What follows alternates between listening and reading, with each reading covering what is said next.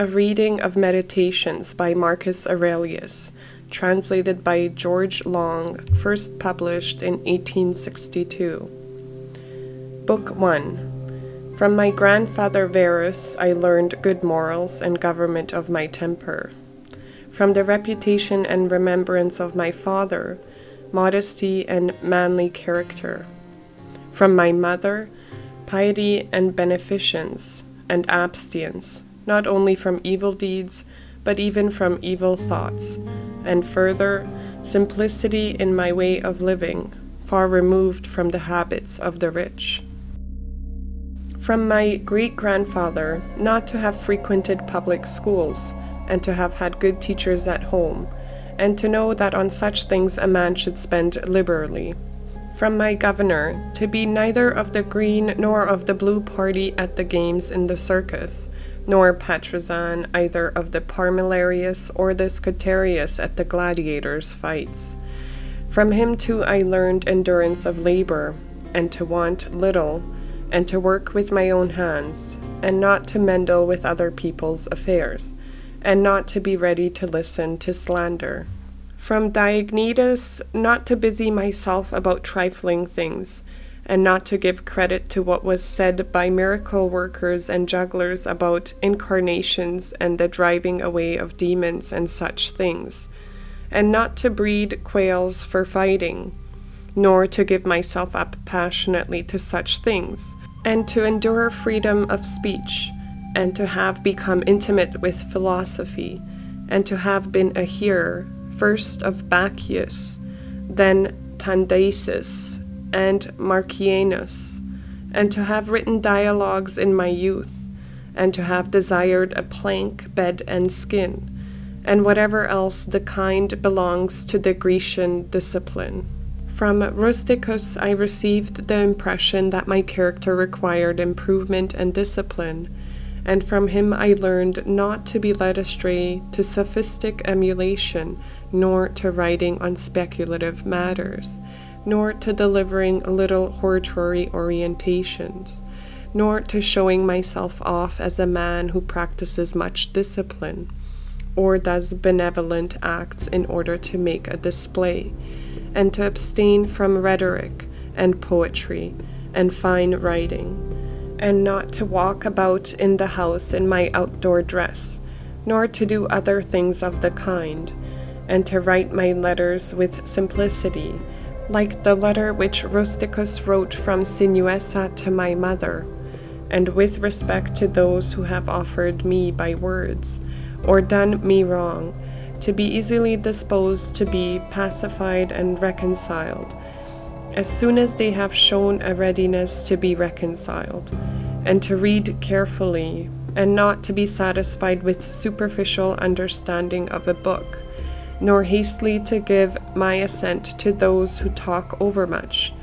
And I am indebted to him for being acquainted with the discourse of Epictetus, which he communicated to me out of his own collection. From Apollonius I learned freedom of will and undeviating steadiness of purpose, and to look to nothing else, not even for a moment, except to reason, and to be always the same in sharp pains on the occasion of the loss of a child, and in long illness, and to see clearly in a living example that the same man can be both most resolute and yielding, and not peevish in giving his instruction, and to have had before my eyes a man who clearly considered his experience and his skill in expounding philosophical principles as the smallest of his merits. And from him I learned how to receive from friends what are esteemed favors, without being either humbled by them or letting them pass unnoticed. From Sextus, a benevolent disposition and the example of a family governed in a fatherly manner, and the idea of living comfortably to nature, and gravity without affection, and to look carefully after the interest of friends, and to tolerate ignorant persons, and those who form opinions without consideration. He had the power of readily accommodating himself to all, so that intercourse with him was more agreeable than any flattery. And at the same time he was most highly venerated by those who associated with him, and he had the faculty both of discovering and ordering in an intelligent and methodical way the principles necessary for life, and he never showed anger or any other passion, but was entirely free from passion, and also most affectionate, and he could express approbation without noisy display,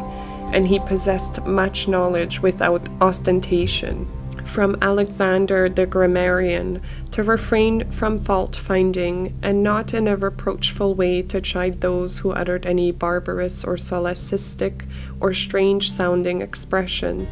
but dexterously to introduce the very expression which ought to have been used, and in the way of answer or giving confirmation, or joining in an inquiry about the thing itself, not about the word, or by some other fit suggestion. From Fronto, I learned to observe what envy and duplicity and hypocrisy are in a tyrant, and that generally those among us who are called patricians are rather deficient in paternal affection.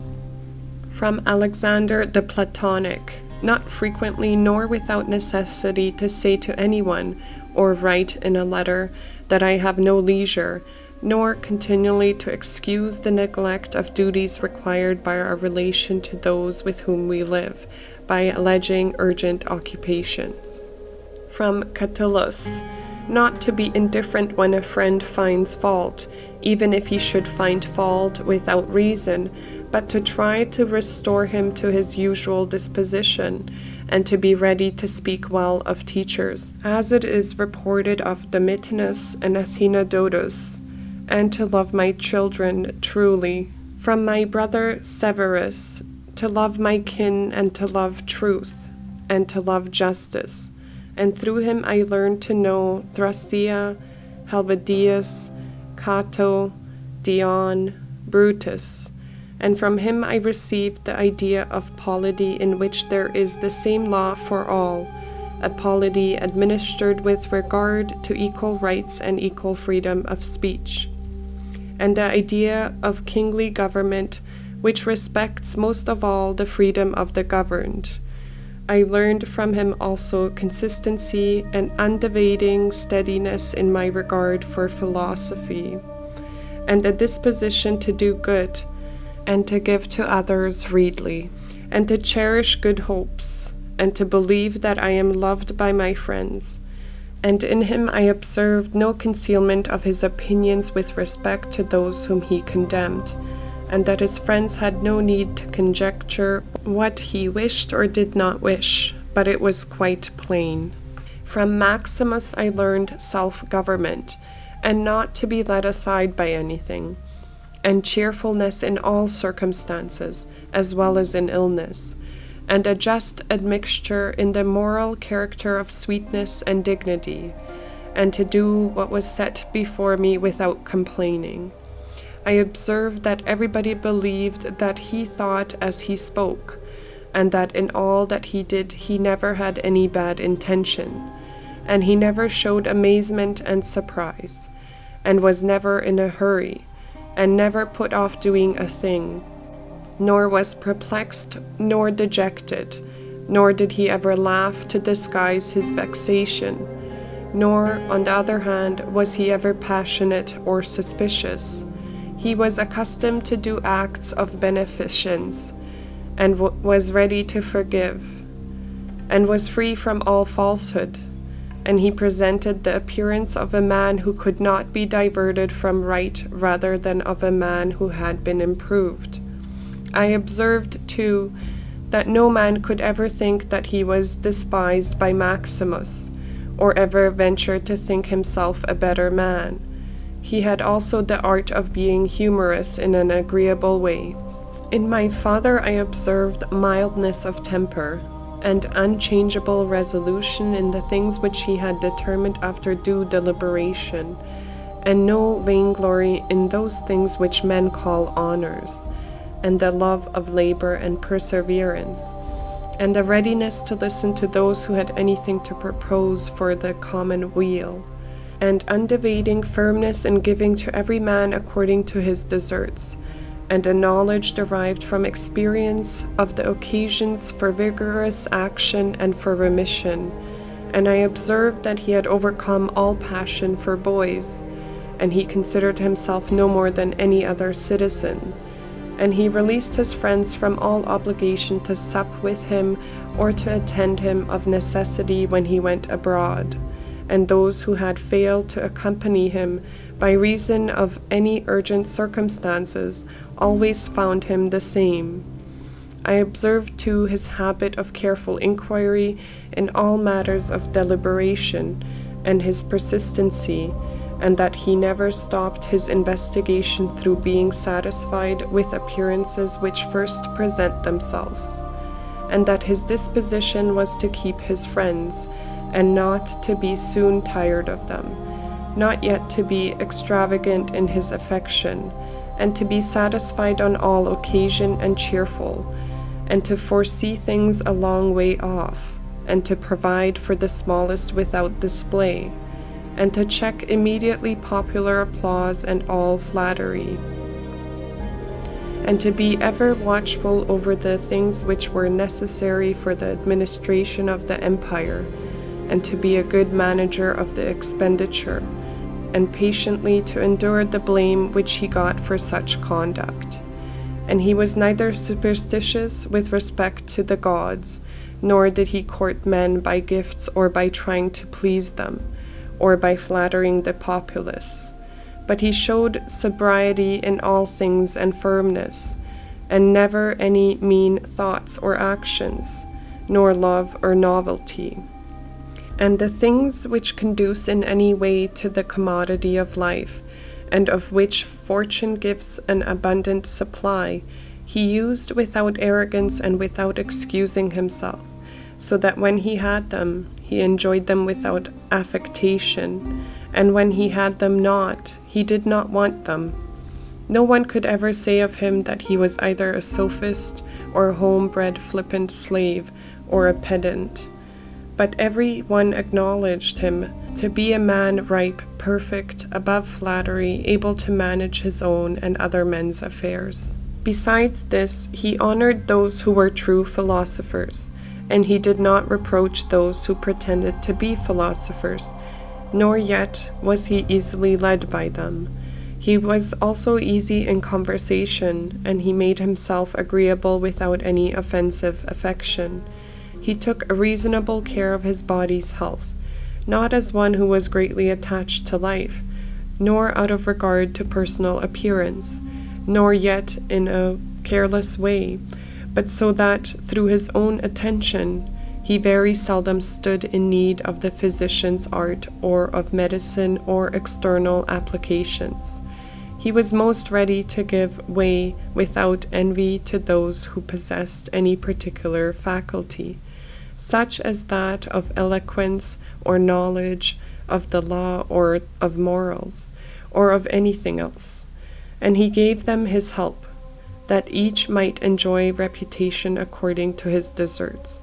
and he always acted comfortably to the institutions of his country, without showing any affection of doing so.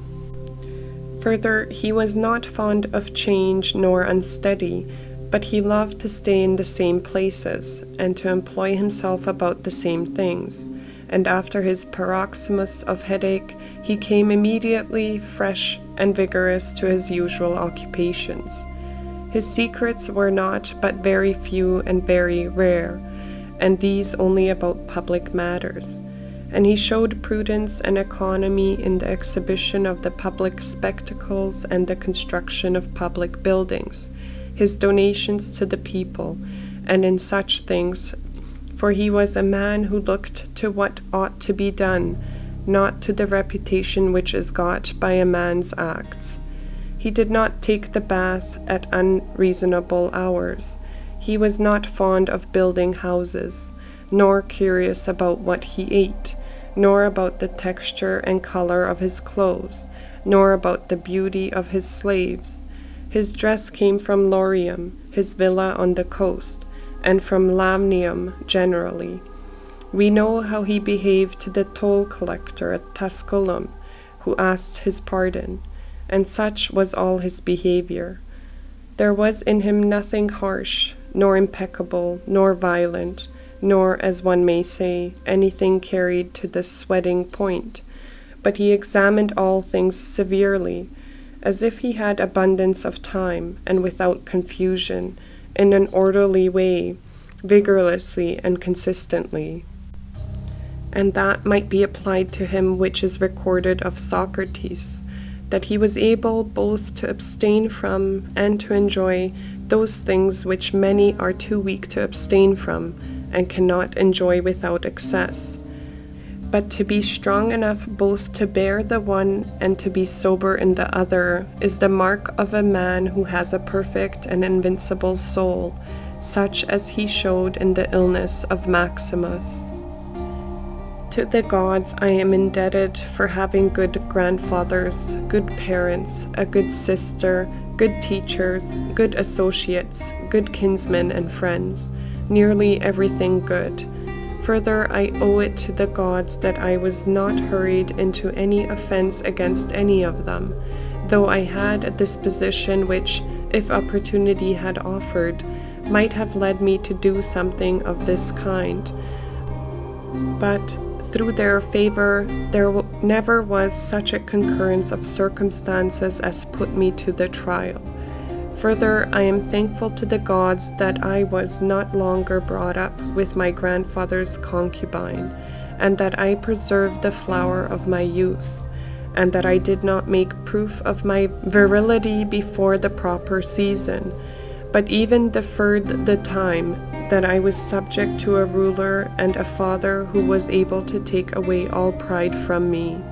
and to bring me to the knowledge that it is possible for a man to live in a palace without wanting either guards or embroidered dresses, or torches and statues, and such like show, but that it is in such a man's power to bring himself very near to the fashion of a private person,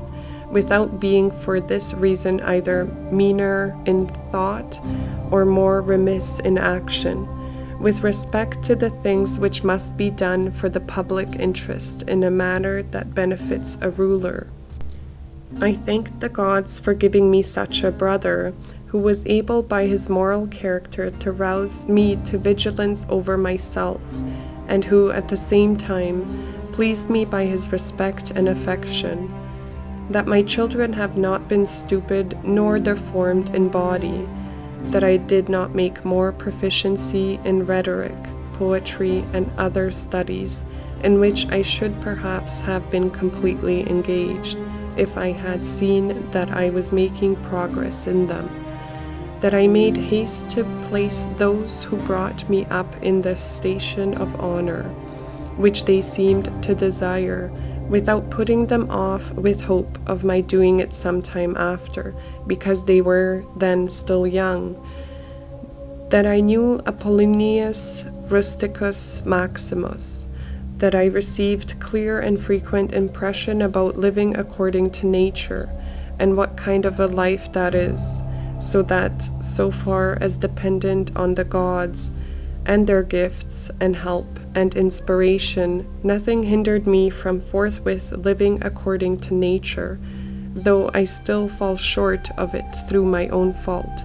and through not observing the abomination of the gods. And I may almost say their direct instructions, that my body has held out so long in such a kind of life, that I never touched either Benedicta or Theodotus, and that, after having fallen into a mattery passion, I was cured, and though I was often out of humour with Rusticus, I never did anything of which I had occasion to repeat. That, though it was my mother's fate to die young, she spent the last years of her life with me. That, whenever I wished to help any man in his need, or on any other occasion, I was never told that I had not the means of doing it, and that to myself the same necessity never happened, to receive anything from another. That I have such a wife, so obedient, and so affectionate, and so simple, that I had abundance of good masters for my children, and that remedies have been shown to me by dreams, both others and against blood-spitting and giddiness, and that when I had an inclination to philosophy, I did not fall into the hands of any sophist, and that I did not waste my time on writers of histories, or in the resolution of syllogism, or occupy myself about the investigation of appearances in the heavens. For all these things required the help of the gods and fortune. Among the Quadi at the Granua,